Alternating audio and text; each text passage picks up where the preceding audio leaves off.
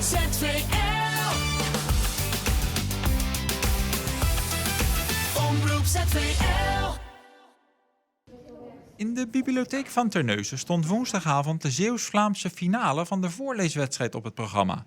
Daar streden de 8 winnaressen van de voorrondes voor 3 plekken in de Zeeuwse finale. Als ze daar doorheen zijn, dan mogen ze naar de landelijke finale in Utrecht. Deze deelnemster heeft al veel geoefend. Ja, ik heb voor de klas voorgelezen, voor een juf en voor mama en papa. Wat verwacht ze van de avond? Dat ik niet doorga. Nee, waarom niet? Ja, want ik denk dat er andere goede lezers zijn, dat die natuurlijk ook hebben gewonnen. Haar supporters zijn in ieder geval trots. Ja, ik zou het niet kunnen. Deze 8 finalisten in ieder geval wel. 1 voor 1 namen ze plaats in de zetel om de volle zaal een stukje voor te lezen uit hun gekozen boek. Daarbij luisterde de jury uiteraard aandachtig mee. Dan, de vissen zijn er niet meer. Het hele aquarium is weg. Normaal zou hij nooit zijn hand als eerste opsteken. Maar nu moet hij wel. Hij moet Colin verslaan. Maar het is dus wel Vanessa die met de auto gebracht wordt. En ik die kletsnat word. Kinderboekenschrijver Anneriek van Heugter presenteerde de avond en was onder de indruk van het leesniveau.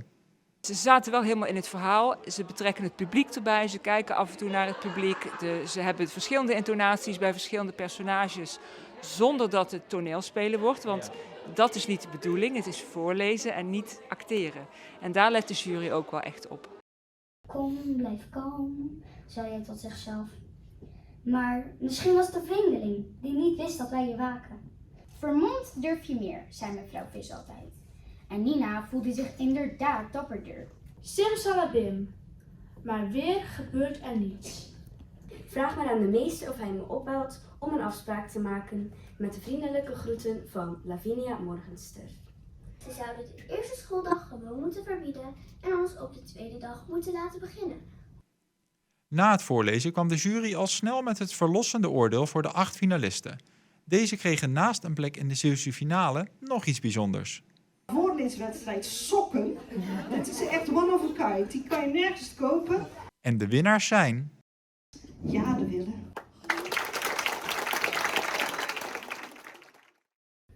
Sanne van Es.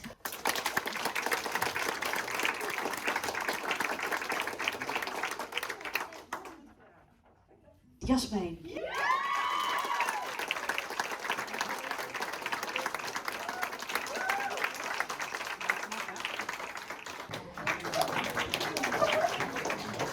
Ik denk dat de 3 die nu doorgaan naar Middelburg ook echt wel kans maken om Zeeuws kampioen te worden. ZVL. Omroep ZVL.